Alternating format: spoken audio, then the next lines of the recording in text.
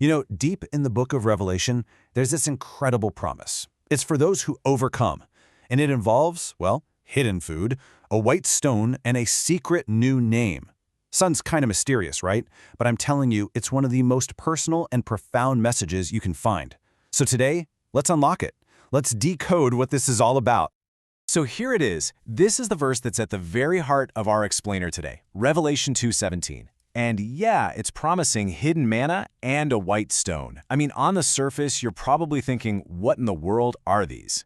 They seem like these really strange ancient symbols. But trust me, once you understand them, they unlock this incredibly powerful message about your identity, about divine acceptance, and about a connection with God that is just so deeply personal. And that really brings us to the big question, doesn't it? A secret meal, a white stone, a new name. What could this ancient promise possibly mean for us, right here, right now? So what is this secret meal? What's the deal with the white stone? And this new secret name, what could that be? Okay, let's break this whole thing down one piece at a time. Okay, so before we even get to the rewards, the verse starts with a command. Or maybe it's more like a challenge. It says, "He that hath an ear, let him hear." And right away, we know this isn't just about, hearing with your ears. This is an invitation to listen on a totally different level. And if you look at the original Greek, the word used here is akouin. And this is really cool. It doesn't just mean to hear a sound. It's so much deeper. It means to really perceive, to understand, to have this deep spiritual comprehension. It's like tuning a radio. You're trying to tune into the very frequency of the spirit to get the real meaning. It's the difference between just hearing static and locking onto a crystal clear signal. And that's the core contrast, right?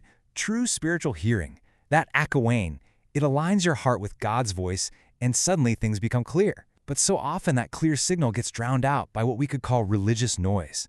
Just human opinions, empty rituals, stuff that just leads to more confusion.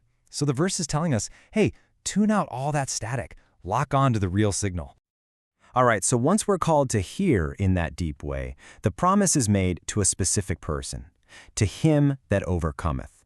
Now that's a pretty big condition, right? It makes you wonder, what does it actually mean to overcome in this context? And it's really easy to get this one wrong.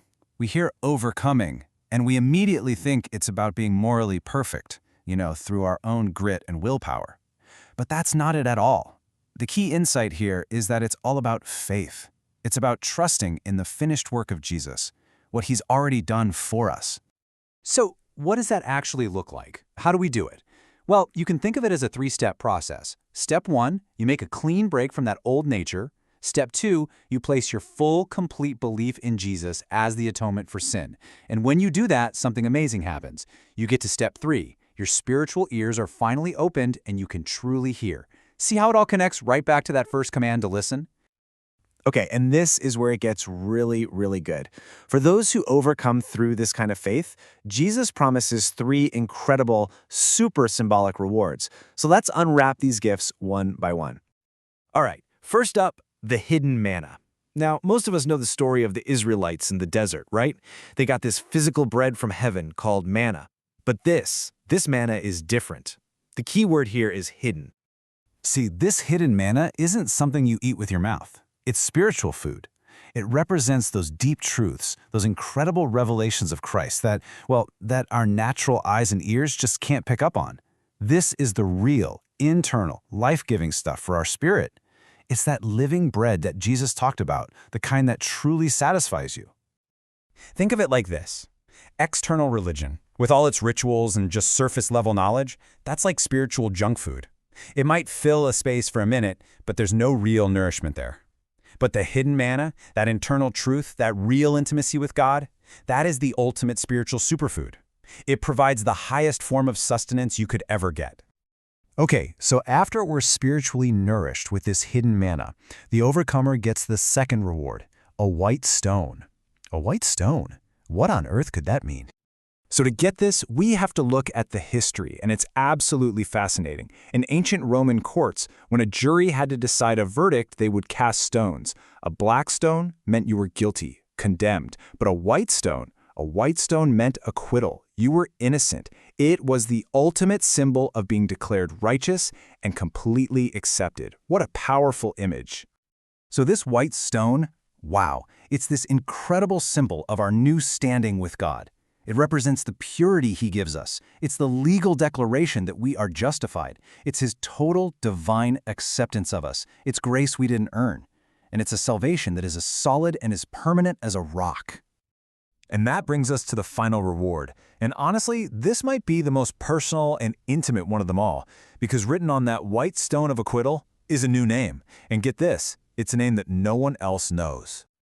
Now let's be super clear about this. This isn't just a new nickname or a title. This new name represents a complete and total transformation of our identity. It's an entirely new nature given to us by God Himself. I mean, just stop and think about that phrase for a second. Which no man knoweth, saving he that receiveth it. The intimacy there is it's breathtaking. It's a secret name, an inside thing known only to God and you. That points to a relationship so personal, so unique, and so sacred that it's unlike anything else. The Greek phrase for new name is kainon anoma, and it signifies a completely brand new nature. This is our true spiritual identity, written not on a stone tablet but on our hearts and minds. You know, it's what the Apostle Paul was talking about when he said we have the mind of Christ. It's a total change in who we are from the inside out.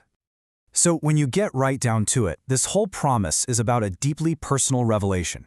It's a divine secret between you and God that just seals your identity, your purpose, and your sense of belonging in Him. And you can't earn it, you can't fake it, it can only be received.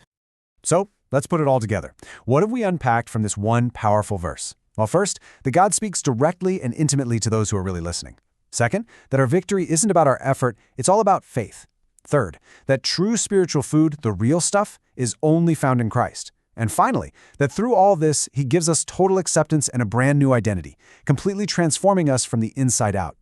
And that leaves us with one last, really powerful thought to chew on. A hidden meal of truth. A stone that says, you are accepted. And a new name that captures the essence of who God created you to be. You see, this isn't just some dry theology. It's a living promise of a profound personal transformation. So I'll just leave you with this question. Your true identity, written by God Himself, what do you think it would say?